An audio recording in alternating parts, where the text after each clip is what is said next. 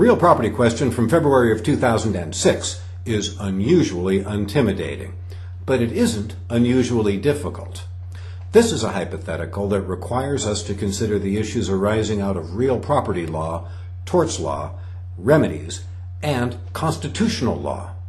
Take a look with me at the call of the question. Olive commences the following actions. 1. A suit against Mike to recover damages for waste, resulting from Mike's failing to renew the parking easement. Well, let's just stop right there for a moment and consider.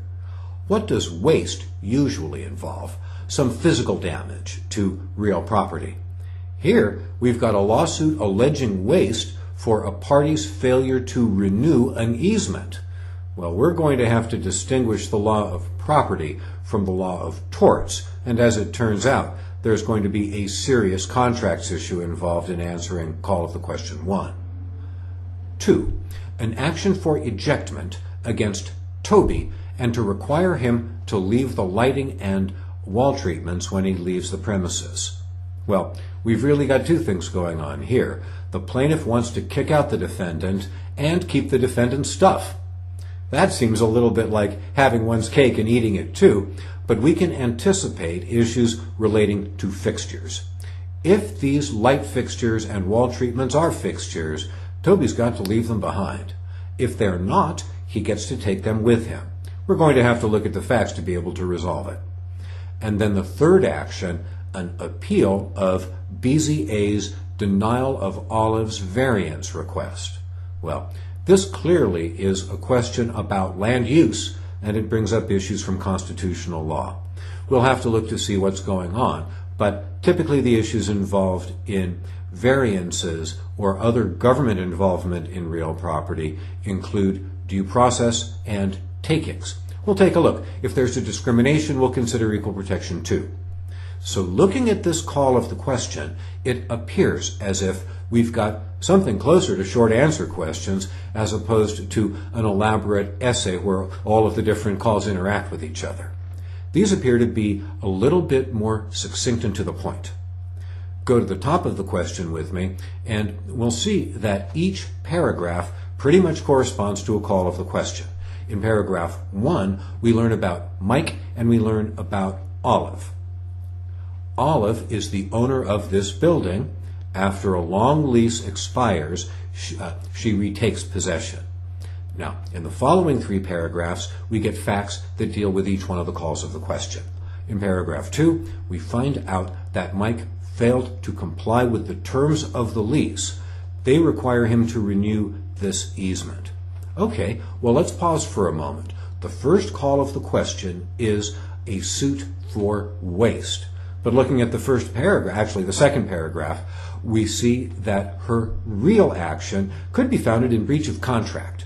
So she's really got 2 theories of liability here. The call of the question is going to require us to address waste, and certainly we will. But it seems evident that if her waste action fails, she may be able to bring a successful action just arising out of the terms of this lease agreement, a theory of liability that has much more to do with contracts than real property. Next, in paragraph 3, we learn about the facts that relate to call of the question number 2. Apparently, what happened was Mike gave a sort of sweetheart deal to Toby right at the end of Mike's tenure as a ruler of this office building. And we know that someone in Mike's position does not have the authority to grant a lease that extends beyond his own master lease. So on its face, it looks as if the owner, Olive, will have a fairly good chance to kick this guy Toby out of the premises. And with regard to the lighting fixtures and wall treatments, in fact, this is nothing more than an issue about whether or not these are fixtures. We've seen this issue before, and we're likely to see it again. This is a commonly tested issue, and it isn't a difficult one to resolve. Then, in the last long paragraph, we find out about Olive's efforts to get a variance with regard to these parking issues. And as we look carefully at it, it turns out that the facts do imply that the government has been acting in an arbitrary fashion. So it may actually turn out that Olive has a somewhat stronger case than we might have intuited just by looking at the call of the question. So, as I indicated before, this is more like a series of short answer questions than like the more elaborate, complicated essays that we sometimes see. So turn the page and have a look with me at the outline of issues that I offer, and you'll see here, again, this is not terribly complicated. I am addressing these questions presented as essentially short answer questions.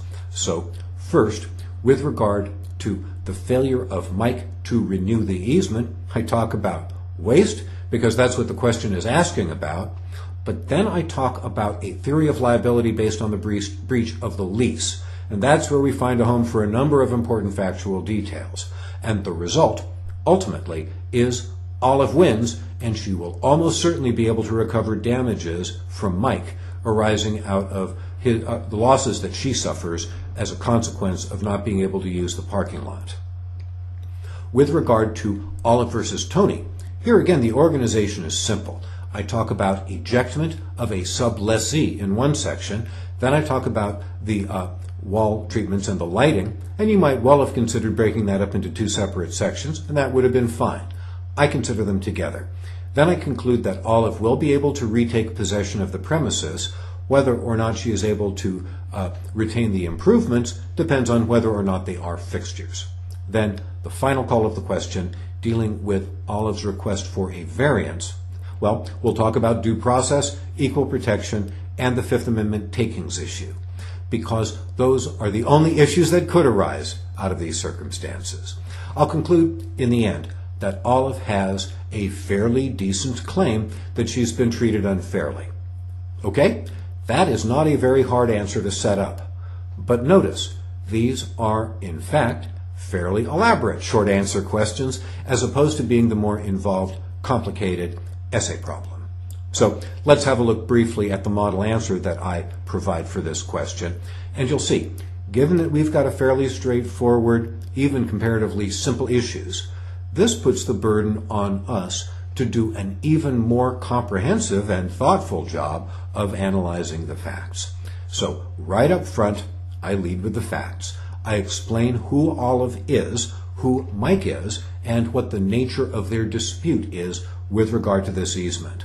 Now, you'll notice I spend 4 paragraphs talking about waste. I don't break waste up into elements. Instead, I focus on first what waste is, and then on what happened. I am not very impressed with a waste theory of liability, and the reason is there is no physical damage done to the property. Now, as you see, I go into a fair amount of detail about what the easement is, and then finally I analogize, which is what is required in order to do a waste analysis, on something that damages the value of property without physically damaging the property. Finally, I conclude that she may have a waste claim, but that her stronger claim likely arises out of a breach of the lease. Now let's pause for a moment and consider organization. If I am concluding, as I do, that the lease theory is a stronger theory of liability for our plaintiff than waste, one might reasonably ask, why not lead with the strongest theory? If we were litigating in court, we'd put our strongest theory first, and then follow up with any other theories that might conceivably apply. Well, here, the question asks us about waste, and so I choose to be directly responsive to the call of the question by considering waste first. Finally, I consider that the breach of lease theory is likely to be the stronger theory for this plaintiff, but I have to consider it as more of an afterthought, since the real question presented is dealing with waste. So my conclusion is that her waste theory, although unconventional, probably has some merit. But if it doesn't, her theory based on a breach of the lease is a strong theory, one that should entitle her to recover every penny she loses as a result of Mike's failure to renew this easement. So notice I look in a little bit of analysis about consequential damages in contracts, because that's her strongest theory for recovering this money. Here again, we see how important remedies are. Being able to understand various ways that the plaintiff might be able to win money is central to your success on any exam. And by the way, it's also central to your success in practice. I mean, the practice of law, not the practice of essay writing. Now turn to the second lawsuit of Olive versus Toby. Notice, up front I lead with 2.5 lines of facts. I explain who these people are and what the basic theories are. I move on to consider, in depth, the ejectment of a sublessee. And here we get into the details about how Mike is not legally entitled to extend leases to tenants beyond his own master lease. And his failure to do so, or actually his action of doing so, will allow Olive to eject Toby, and it also gives Toby a strong cause of action against Mike for damages resulting from Mike's issuing a lease that wasn't legally binding. So, with regard to the ejectment issue, I find in favor of Olive. I think she's got a good chance of taking this guy out of her property.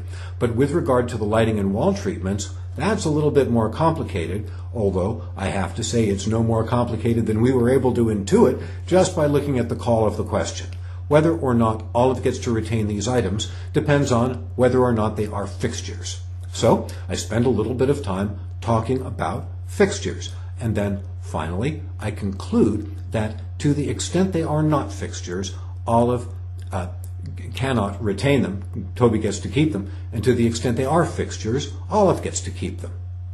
Now, I think that perhaps the most difficult part of this question is the last part, because this variance issue really is somewhat complicated, and we've got to fish for the various possible constitutional theories that she might present. Well, due process is obviously the first thing we would talk about, although if you chose to talk about it second or third, that's perfectly okay. But we know that the government has got to afford reasonable process to people in Olive's situation. And on its face, it looks as if there is a reasonable process that she has gone through and been unsuccessful with. But the facts also support at least a suspicion that the government is acting arbitrarily. And if that's the case, her due process rights have been violated.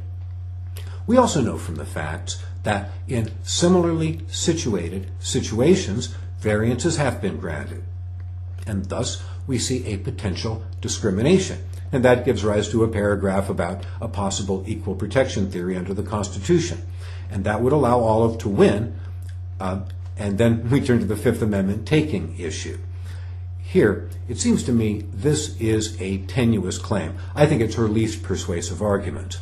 And then my conclusion is that she may be able to show a violation, in which case her appeal ought to be granted. Otherwise, not. We don't really have enough facts to be able to authoritatively conclude one way or another. And that concludes a discussion of what I think you'll agree is a tricky and complicated question. But it is not the most difficult question.